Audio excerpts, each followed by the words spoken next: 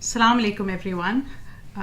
Welcome to this live video, and I am coming in from Toronto, and I hope you guys are doing really well in Calgary. So let's begin. A'udhu billahi minash shaitanir rajim. Bismillahir rahmanir rahim. Rabbi shrah li sadri wa yassir li amri wahlul 'uqdatam min lisani yafqahu qawli. So Assalamu alaikum again, and our topic for today is 6 keys to repairing relationships in Ramadan. And before we begin, just a very brief intro to who I am. I am an author, a coach, a relationship consultant, a speaker, and I write and speak mostly on relationships and how to mend them. In my day job, I guess I'm a marriage and family therapist, and I work out of my home office in Toronto as well as online. So that's a little bit about me. The reason why this topic is so important as we prepare ourselves for Ramadan is because, when relationships are strained, and I don't know about you, but all of us and many people who I work with have some relationship that is causing them stress. And the idea is that, so many of our relationships might be going well, alhamdulillah, but it is usually those 1 or 2 challenging ones that take up our energy, our focus, our attention, and they act as obstacles to our spiritual journey. Why? Because, when we wake up in the morning, when we are praying, when we are trying to do spiritual practices, those are the relationships that are nagging us, that, we always have conversations in our head about what we'd like to tell the other person, and, we have wishes and expectations on how they should behave. So it's a good idea, especially in Ramadan, when we are setting goals and when we are in the spiritual prime time, as I like to call it, the energies and the spirituality is already there. So it's a really good time to work on ourselves, and when we do that, inshallah, our relationships will automatically improve. So before we begin, let's talk about how do we know that there is a relationship that needs work or that we need to repair. In our heads, first of all, we're always seem to be having a conversation with them, which we never would in person. So we don't have the courage to say what we feel. And in our heads, we're always thinking, she always, or he always, or she never, or he never, right? We struggle to forgive them, and we hold on to very little things. So let me, start by an example, right? So say if I'm meeting a friend for coffee, and that friend is, I have a really good relationship with her, and she's a few minutes late. So I will give her the benefit of the doubt. I will, be maybe concerned why she's late, and I will tell myself, oh, something may have caught up. I will give her the benefit of the doubt, right? If it is a relationship which is strained, or there is some conflict involved, I am likely to make up a whole story about how she's never on time, how she takes me for granted, how she has no respect for my time. So you see, the situation may be exactly the same, but how we react and respond to it really depends on the kind of relationship we have with the person, right?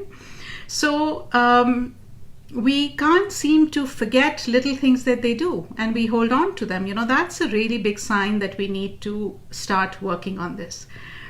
And one of the big keys for me is, if I'm only noticing negative qualities about a person and I cannot see them except for their negative qualities, to me that's a big sign that I'm really not thinking clearly and there is some issue there. So let's take an example. So all of us, we are a mixture of our strengths and challenges. We have some good qualities and some qualities that may not be that positive, right? And if we are in a relationship with someone where we have a positive relationship, then we are able to take the whole package. We recognize that they have some challenges, and we still are in a relationship with them. However, if there is a person that we have a conflicted relationship with, or it's a very challenging one, then we can't really see their good qualities. We only focus on their negative qualities. And when we do that, it's a big sign that we are not thinking realistically and that there is something that we need to change. One of the quickest ways, by the way, of doing that is, recognizing that they have friends and they have people who love them just as much as we love other people. And when we look at them from that perspective, from the perspective of those people who they have a positive relationship with, we can understand that, yes, it's a mixed bag. So they have some challenges and they also have some positive qualities. The second point we would like to cover is, why should you repair? Like I always say, all of us are tuned into this radio channel, which is called WIIFM. What is in it for me, right? Because why not just let it be? Why not just accept the fact that there are some relationships which are not going to be that positive? So, first of all, let's take the whole idea of working on our spiritual growth, right? We know that the path to God is often through our relationships. I always say that it's really easy to have a great relationship with God because He's perfect, all-knowing, all-compassionate, doesn't answer back, gives us whatever we need, listens, right? It's much more challenging to have a relationship with His imperfect creatures, right? So a good idea is to ask ourselves, what would God want me to do, right? Also, the next point is that when we are in a conflicted relationship, it really becomes the focus of our energy and focus of our attention. So it distracts us from more meaningful pursuits. When we are in conflict, when we are praying, when we are, going about our day, it really occupies a lot of space in our head. So, the following on point from that is that because of this, my mental and emotional well-being is extremely tied to the state of my relationships. So, that makes sense, right? Because obviously when we are in conflict, our mind is occupied, our emotions are really triggered, we may be angry, we may be disappointed, we may be upset. So all of these things are going on and impacting our mental and emotional well-being. Very interestingly, research shows that it's not only our mental and physical well-being that is impacted, it is also our longevity and our physical health. So this is, lots of studies have shown that when people are in good relationships, that's a really good predictor of how healthy they will be and how long they will live. In fact, one study suggested that working on our relationships is actually a better predictor of health and longevity than giving up smoking or exercising. So that really caught my attention, right? That's big news. Also, lastly, in Islam, cutting off, especially from family relationships, is simply not an option. It is one of the most disliked things with God to distance ourselves from close family members, right?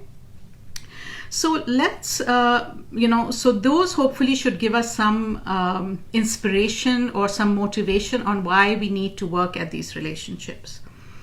Now, just really briefly, let's talk about how how the relationship goes off track in the first place, right? So, this is a much longer training, but just to give us some idea. So something happens. Say, for example, we are in a situation where there are a lot of people around and we feel that a person is purposely ignoring us, right? They don't make eye contact, they don't have a conversation with us, and they may be talking to everyone else around the room. Now, this sounds like a fairly simple thing, but many relationships start down the difficulties with such simple things, right? So something happens and we give it a negative interpretation. So in our head, we make up a story about what happened, right? We tell ourselves that she's purposely doing it. Her husband's just got a better job, and that's why she's become a snob. She doesn't want to associate with me anymore, or she's never liked me. We could make up any number of stories in our head, right? And then what happens is that we begin to feel upset. We feel hurt, we feel disappointed, we feel rejected, we feel any number of things. Now, feelings, that's a whole different topic. But generally, we all go through that. We all feel sometimes disappointed, hurt, upset. However, in order for a relationship to become bad, what happens is we feel all of these things and then we blame the other person for having caused these feelings in us. That is the key. So if I'm disappointed, I could be disappointed because I've had a history of feeling a certain way, right? And then when somebody does it to me, or somebody does something, I should say, I take it personally, right? That's a very, very important part. So we form a sort of a grievance against them, and we form a victim story. We say, they have done this purposely, they're out to get us, and I am the victim in this. And then in our minds, we keep telling and retelling this story. Every time we see that person, we tell ourselves the same story, right?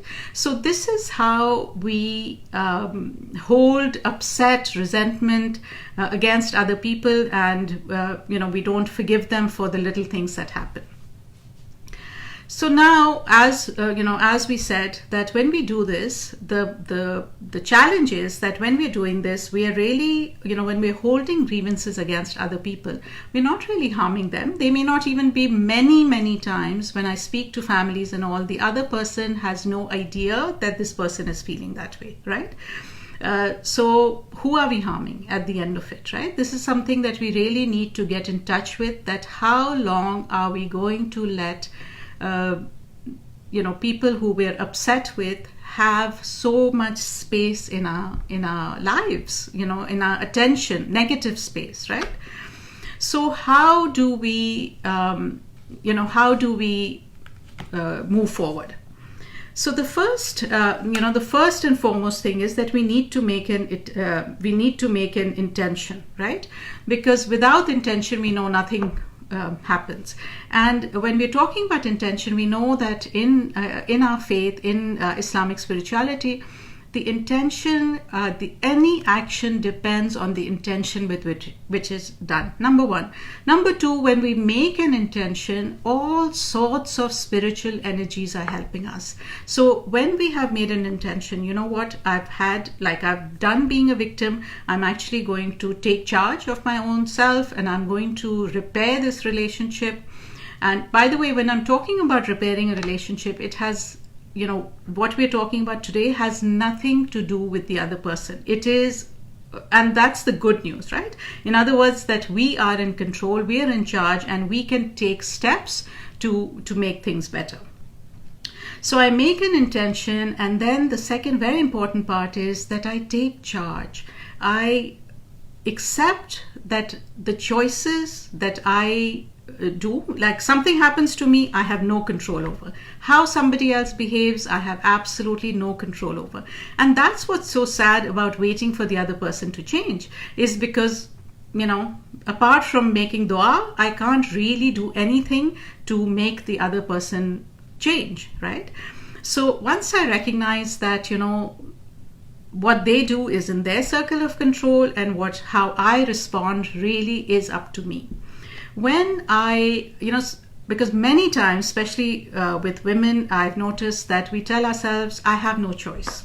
I have to do this because I have no choice. And again, that's a whole different training. But our lives begin to change the day we recognize that we always have a choice on how to respond. We may not like those choices, we may not like what's happening to us, but we always have a choice on how we are going to show up in our lives. So the third thing is, and this might seem a bit counterintuitive, and many times we hear, a different recommendation, so just bear with me for a minute. We need to really accept the hurt and the upset that I'm feeling. When we do not do that, when we try to suppress it, or when we try to distract ourselves from it, or pretend it's not happening, or tell ourselves, think positive, very, very often what happens is that what we resist keeps persisting. We're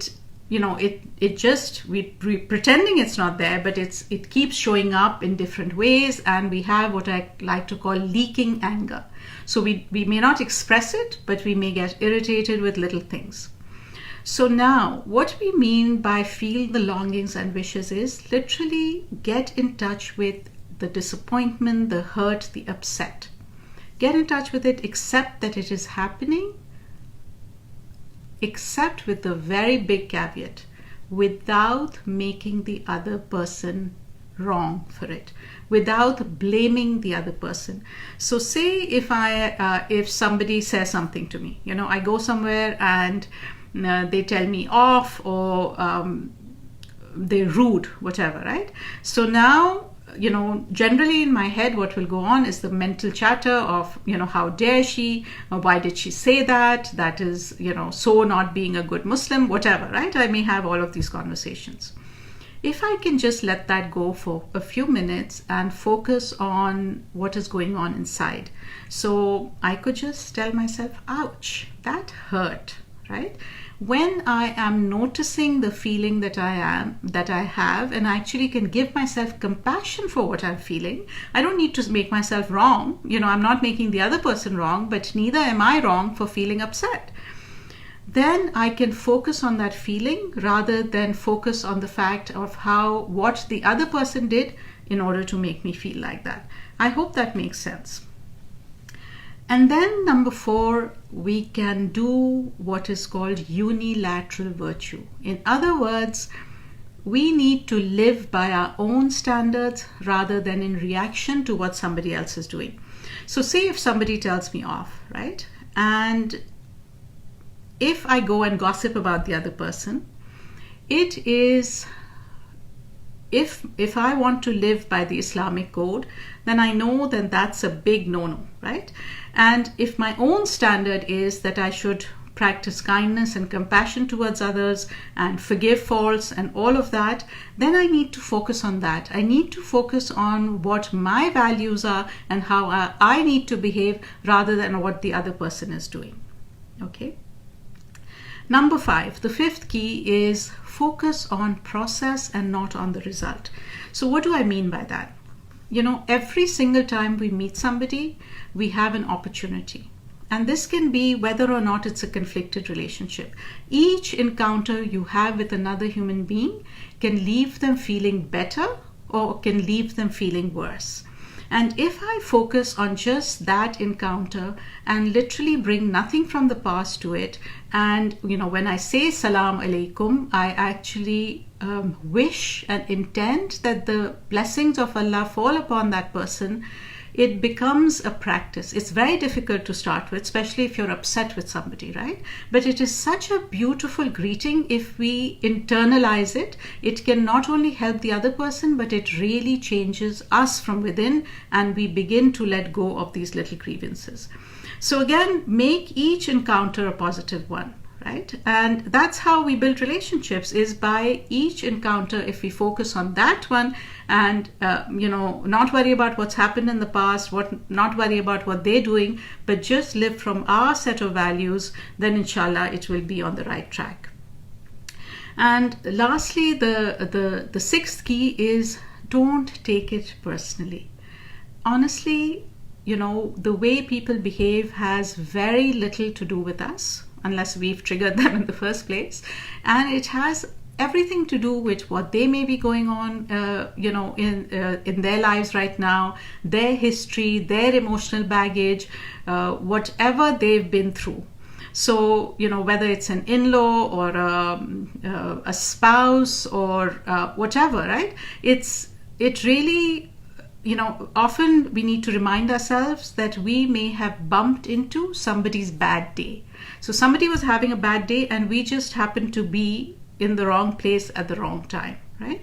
And so all of these, right? So let's just review the keys that we talked about. So the first thing is to make an intention. To make an intention that I'm going to take charge of my own life, and this is something that I need to work on, okay? The second key is to take charge, to literally take charge of my own circle of control. And what I mean by the circle of control is what I have control over. And, as we know, we have literally no control over anyone. Some of us think we have control over our children, but as they grow, we really don't. We only have control over our choices, our behavior, our words, and our actions. So why not focus our energy on something that we can control, because that's where we can succeed. That's where we can actually make changes. And on the other hand, if we spend a long time waiting for another person to change, it will be quite fruitless, because there's nothing we can do, right? We're always on the reactive end. We cannot be at cause in our lives. And when we decide, okay, regardless of what's happening, this is my set of values and this is how I'm going to behave, it literally magic happens, right? The third point we said was feel the feelings and feel the longings. So, this probably needs a lot more clarification than we have time for, because very often we may have this conception that, if I feel the anger or if I feel the hurt, it means that I'm somehow a bad person, right?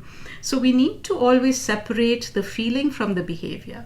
If I accept my feelings, then I can choose my behavior based on my values. Let me say that again. If I feel the feeling, so if I'm hurt, right, I can accept the hurt without making the other person wrong. I can give myself compassion for that feeling, and then I can say, okay, this is how I'm feeling. Now, how do I want to act? I don't need to. So if I'm angry, I can be angry, but I don't need to act out of that anger. I do not need to say words that are going to, haunt me in the future, right?